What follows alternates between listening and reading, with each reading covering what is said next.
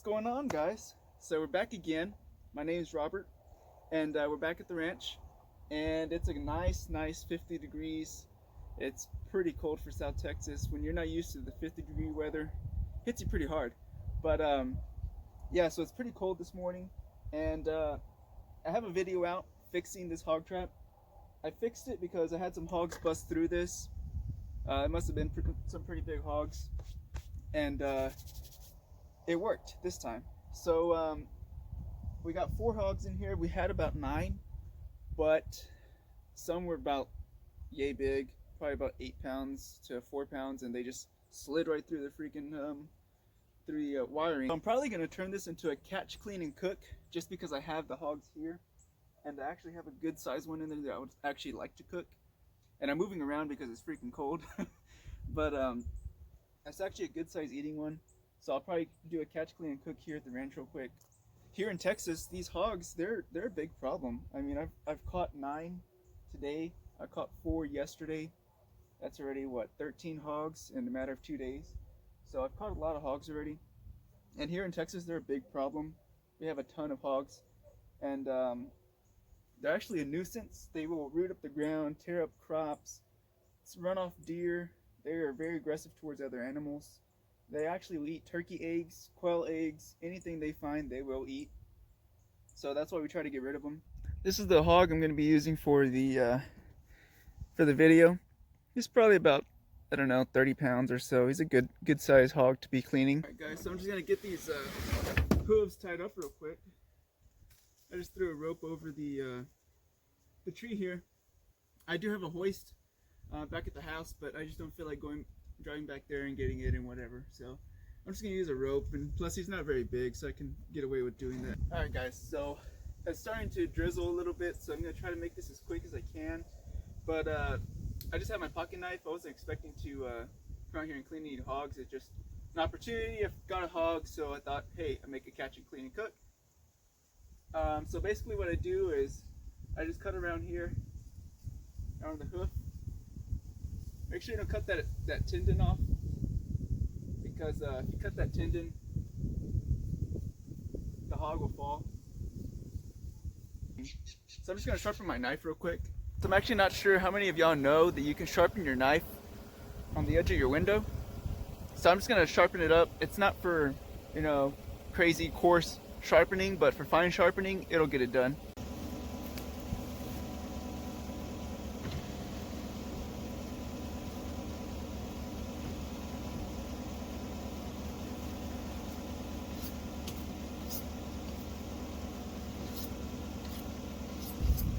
You can always do that whenever you don't have a sharpening stone. And I just want to show y'all.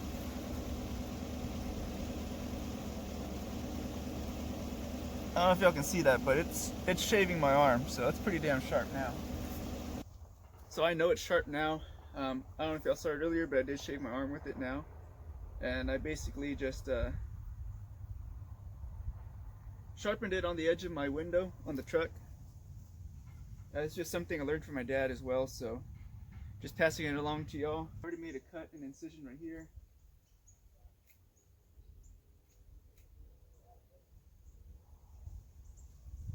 Do the same to the other side.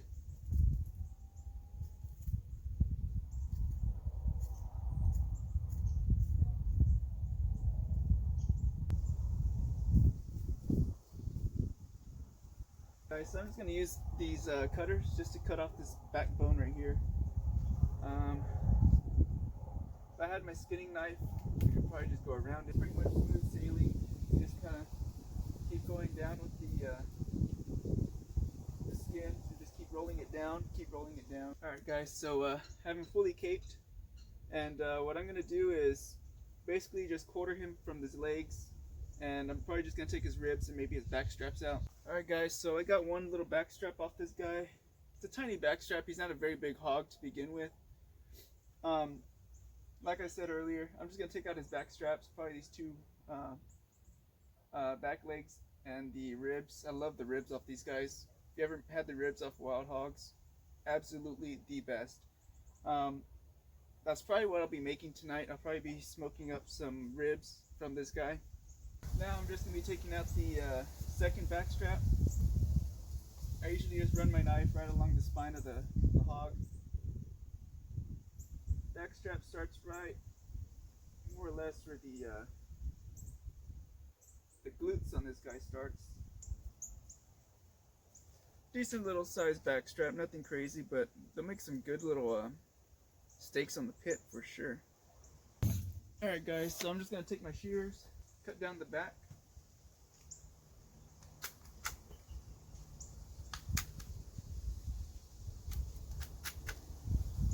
This guy's actually not that big, so I don't even know if I'm going to be able to get much meat off these ribs. He's actually a little skinnier than I thought he was going to be.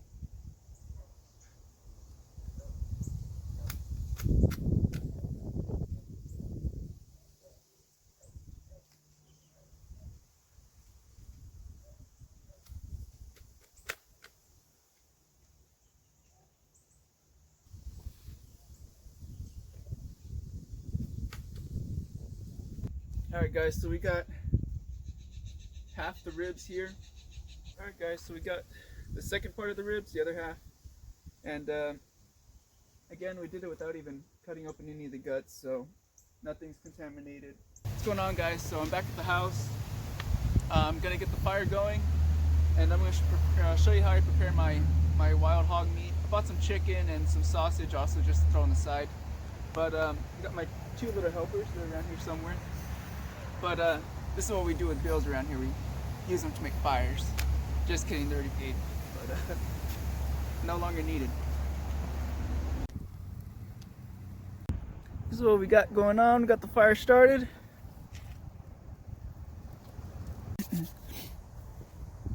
Alright guys, so I'm going to show you how I prepare my hogs. So here I have 2 lemons, 1 orange, an onion, and I just realized right now I forgot bell pepper. I usually add a bell pepper in there as well. Alright guys, so I'm just going to cut my onion. Get a couple slices in here.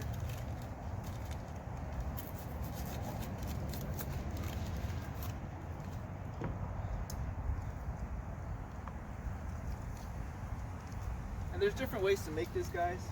This is just the way I do it. I find that the orange and lemon kind of take that wild game flavor out of the hog. And I'm waiting for the fire to get up to at least about 250 or so. Then I can start putting them on there. But in the meantime, I'm just going to prepare this. So as you can see, there's a lot of fat on there. I'm just going to trim it down some. Alright guys, so I got this one trimmed down some. Still have a little bit of fat on there. Kind of makes it a little bit more flavorful that way. Probably not good for the heart, but definitely more flavorful. Alright guys, so what I'm going to start out with is lemon. The lemon, I'm just going to spray, give it a good squirt all around this, the rib. Then I'm just going to rub the lemon on the rib itself.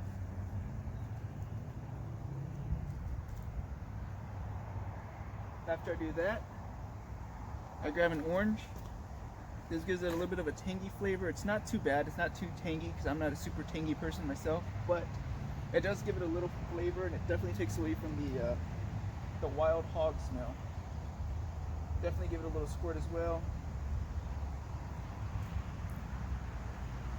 So now that's coated in lemon and orange.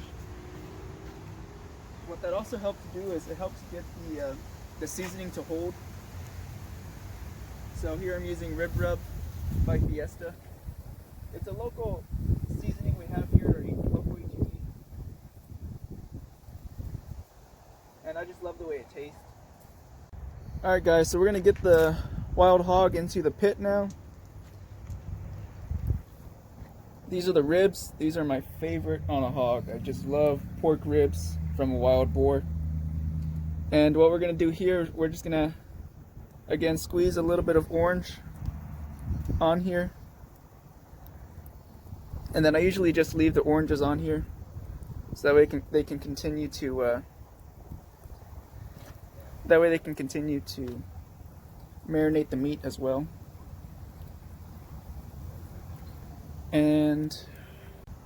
And what I'm going to do now is I'm going to add some lemons. These lemons are just going to sit on top. Also to help marinate the meat, remove some of that wild game smell.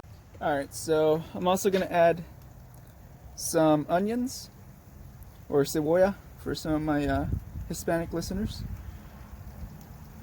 Un poquito cebolla. And this is also going to help to marinate the meat as well. And as you can see, I have some chicken and I have a little bit of sausage. This is garlic flavored sausage. It's actually really, really good. I don't know if they sell it everywhere, but they do sell it at my local HEB. So, and that's what we're gonna do. I'm gonna fire up some more. I'm gonna fire up the back straps on that hog. All right, guys, feast your eyes on greatness. Here it is. So this is what we got going.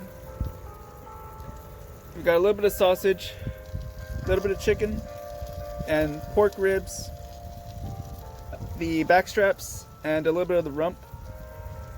It's gonna be for a couple people. The orange and the lemon really remove the gamey taste / flavor. I've always gotten great compliments on how the meat tastes using that alone. And I did forget bell peppers to add a little bit of spice. Jalapenos also sometimes, every now and then. And the onions, I just love onion flavor as well. So stay tuned, guys. I'll show y'all when it's done. Right now we're fired up. We're about 250, 260. And we're cooking. Show you what it looks like on the inside. Oh man, my glass is just fogged up. That's what we got cooking. It's looking pretty good. Might add a little bit more wood to the fire. And by the way, guys, I'm cooking with mesquite wood. This is what we have down here in South Texas, mainly mesquite and oak. But I like using mesquite. I like the mesquite flavor, so I tend to stick with the mesquite. Got the chicken out, and now I have it up to 350. And that's because I only have pork in there. That's the wild hog. And I just want to make sure it's pretty much done. So I'm just finishing it off right now at 350. Alright guys, so there it is. It's all finished up. And the last probably 20 minutes was at 350. 15-20 minutes was at 350. Just because of it is pork and it is wild pork, wild hog. So those do carry diseases, so I just want to make sure that everything is cooked.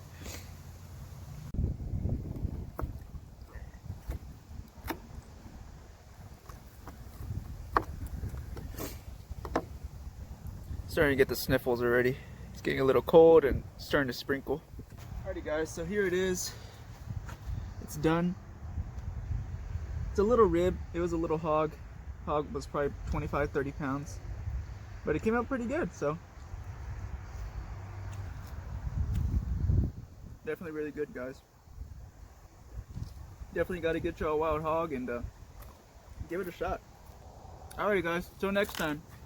Thanks for watching. Thanks for sticking around. And don't forget to like, share, and subscribe.